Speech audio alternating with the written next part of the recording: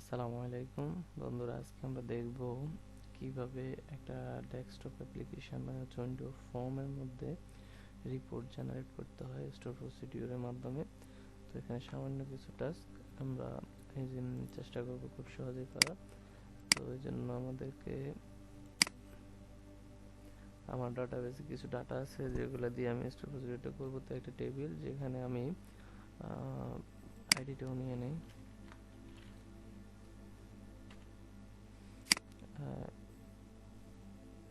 যেখানে আমি আমার এই যে একটা টেবিলের মধ্যে এসপিটা ক্রিয়েট করলাম, যেখানে নাম্বার টপ অতগুলোর আইডি আমরা রিটার্ন করব। তো এটা আমি এক্সিকিউট করলাম। আমার এখানে দেখেছে এখন আমি যদি এটাকে 50 দিয়ে এক্সিকিউট করি 50টা রো রিটার্ন করতেছে। আমি যদি 5 দিয়ে এক্সিকিউট করি 5টা রো রিটার্ন করবে। এখানে সিলেক্ট টপ অতটা রো বলে দিছি এই জন্য। আচ্ছা, এসপিটা ক্রিয়েট করা হয়ে গেছে। তো এরপরে কাজ হচ্ছে আমাকে একটা প্রজেক্ট নিতে হবে।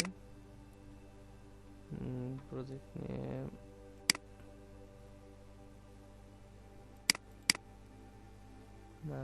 আমি ডেস্কটপে প্রজেক্টটা নিচ্ছি, ডেস্কটপের মধ্যেই ক্রিয়েট করলাম।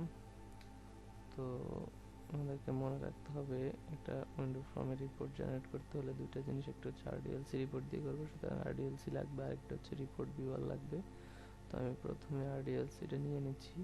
আপনাদের পিসিতে যদি Rdlc ইনস্টল করা না থাকে, সাপোজ ধরেন আমি সার্চ দিলে এখানে আসবে রিপোর্ট লিখলে হয়। রিপোর্ট লিখলে যে আমার রিপোর্ট, এটা হচ্ছে .rdlc এক্সটেনশন, এটা আছে। তো আপনাদের যদি না থাকে সেক্ষেত্রে আমি অ্যাড করে নিচ্ছি, নিয়ে দেখাচ্ছি। আমি এটা অ্যাড করে ফেলছি। তো আপনাদের যদি না থাকে সেক্ষেত্রে এখানে এসে রিপোর্ট দিয়ে সার্চ দিবেন। রিপোর্ট দিয়ে সার্চ দিলে আশা করি চলে আসার কথা।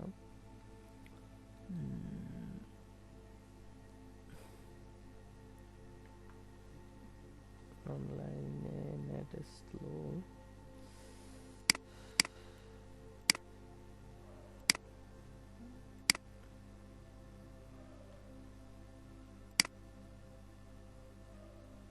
এই যে Rdlc দিয়ে সার্চ দিবেন।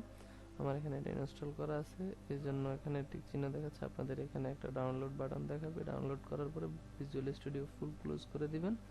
দেওয়ার পরে অটোমেটিক আবার ওপেন করবেন। অটোমেটিক এটা ইনস্টল হবে এই এক্সটেনশনটা। এরপরে ওপেন করবেন। ওপেন করে বিল্ড করলেই আপনি রাইট ক্লিক করে অ্যাড করতে গেলে রিপোর্ট অ্যাড করতে পারবেন। আচ্ছা, গেল প্রথমে রিপোর্ট অ্যাড করা, তারপরে হচ্ছে আমাদের রিপোর্ট ভিউয়ার। তো রিপোর্ট ভিউয়ারের জন্য আমাদেরকে কি করা লাগবে, আমাদেরকে প্যাকেজ ম্যানেজার কনসোল থেকে একটা নোগেট প্যাকেজ ইনস্টল করে নিতে হবে। তো সেটা ইয়াভাবেও করা যায়, এখানেও করা যায়। আমি এটা এভাবে ইনস্টল করে নিচ্ছি। আমি এটা ভিডিও ডিসক্রিপশনে এই কমান্ডটা দিয়ে দিব।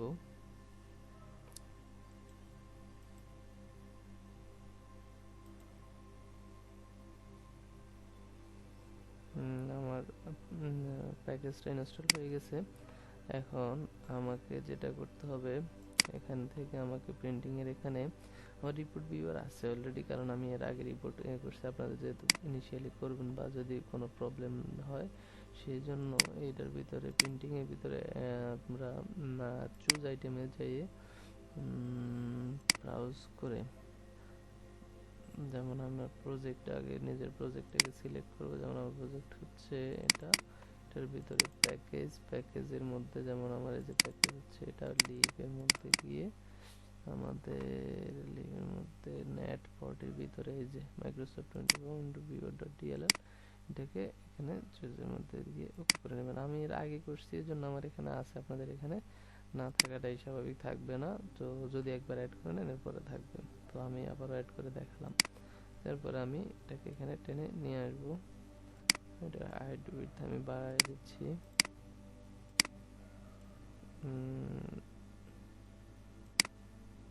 বাড়াই দিলাম। তারপরে এখানে ক্লিক করে ডাটা সোর্সটাকে দেখাই দেব, হচ্ছে আমাদের যে Rdlc।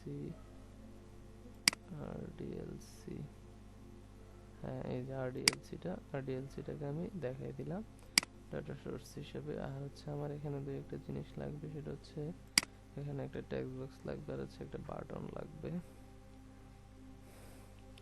তো আমি এখানে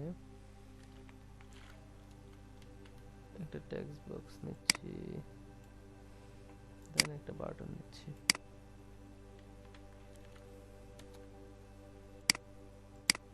বাটনের মধ্যে প্রপার্টিসে যাই, আমি লিখে দিই শো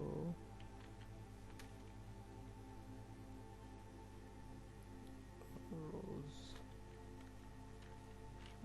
অনলি শোই দিলাম আমি, সময় নষ্ট না করে। হ্যাঁ, শো দিয়ে আমি এখানে যত দেব অতগুলো ডাটা শো করবে। দেন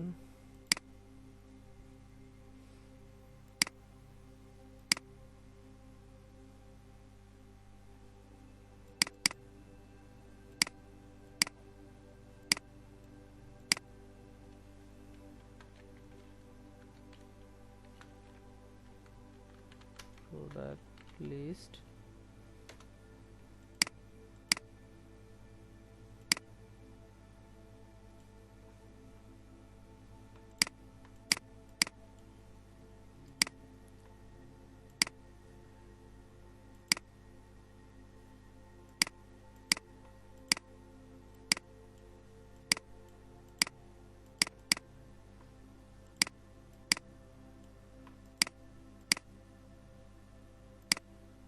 টেবিল নিলাম, ডাটা সেট, নিউ কানেকশন। তো এখানে আমি আমার সার্ভারের নাম দিয়ে দেই,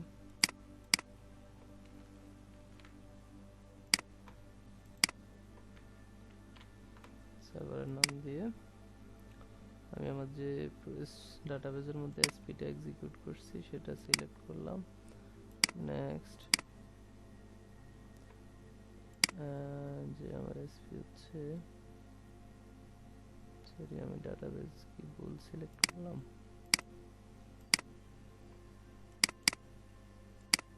নিউ কানেকশন,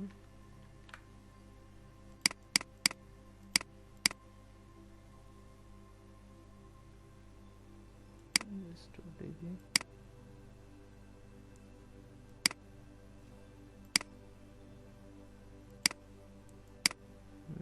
এখন আসছে আমাদের, তখন ভুল সিলেক্ট হয়ে গেছিল।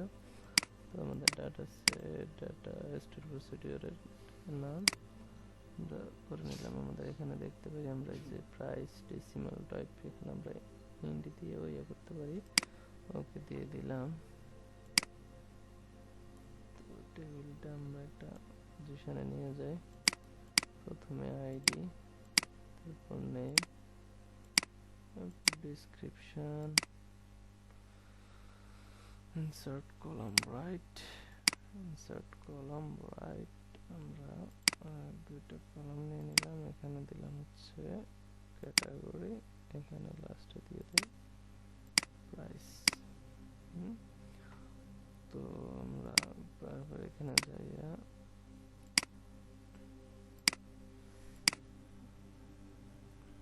ডাটা সোর্স হিসেবে আমাদের ডাটা ইয়েটা দিয়ে দিলাম।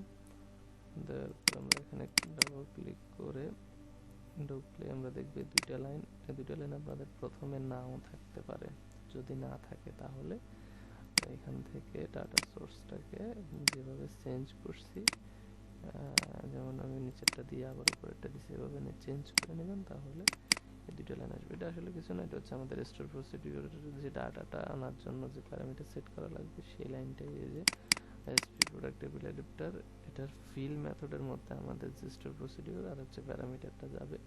তো আমরা এটা লোডের মধ্যে দেব না, আমরা বাটনের মধ্যে দেব। তো বাটনের মধ্যে বসিয়ে দিলাম, সেখানে হচ্ছে প্যারামিটার হিসেবে আমাদের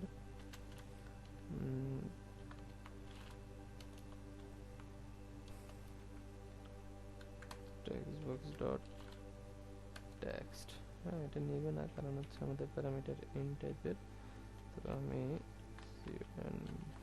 বার্ড ডট টু ইন্ট দিয়ে কাস্ট করে কনভার্ট করে দেন দিলাম।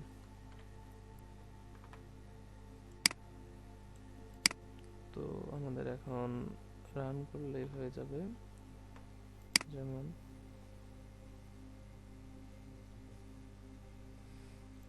এখানে 20 দিলাম,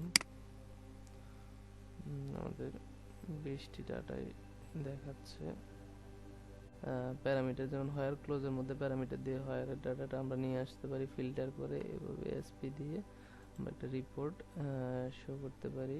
তো এখান থেকে আমরা চাইলেই এই রিপোর্ট প্রিন্ট করতে পারি, ডাউনলোড করতে পারি। প্রিন্টের এখানে ক্লিক করে প্রিন্টে করা যাবে।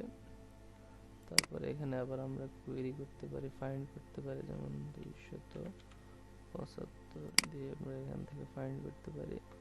হচ্ছে rdlc-টা আমরা উইন্ডোতে এভাবে ব্যবহার করতে পারি। তো আমি আরেকটা জিনিস দেখাই দিই, এখানে আমরা কীভাবে দেন প্রাইসটাকে আমরা সাম করব, যোগফলটা দেখবো আমরা, প্রাইস যতগুলো বসবে সবগুলো যোগফল দেখবো।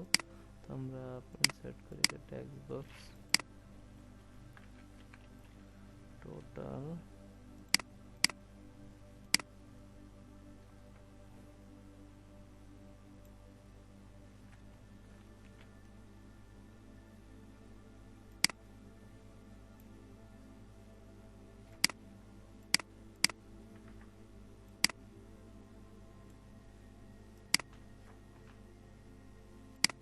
আমরা এক্সপ্রেশন গিয়ে কমন অপারেশন থেকে অ্যাগ্রেগেট ফাংশন সামের আমরা একটা কপি করে নিই,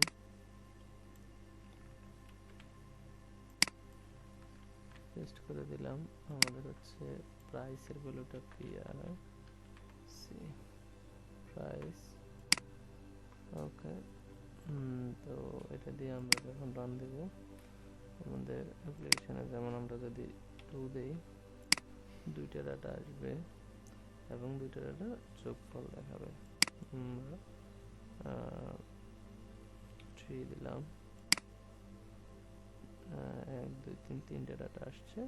এখানে একটা রো নাই, 3টে ডাটার আমাদের দিয়ে দিচ্ছে। আমাদের কিছু ডাটার আইডি নেই, এই জন্য আমরা অনেকগুলো ডাটা মনে করছি আইডিগুলো ডিলিট করা হয়েছিল। তোমরা যত দিবে ততটাই আসবে। যেমন আমি এখানে 10 দিলাম, টপ 10। এখানে যদিও 12 দেখাচ্ছে রো, কিন্তু আমাদের 10টাই, তো আমাদের এখানে সবগুলো রো যোগ করেই দেখাচ্ছে।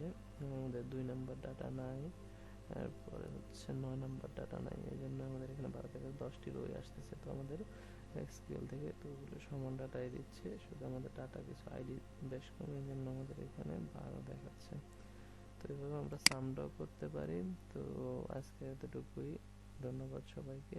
প্র্যাকটিস করবেন এবং লাইক কমেন্ট শেয়ার করে শেয়ার করবেন। আল্লাহ হাফেজ, আসসালামু আলাইকুম।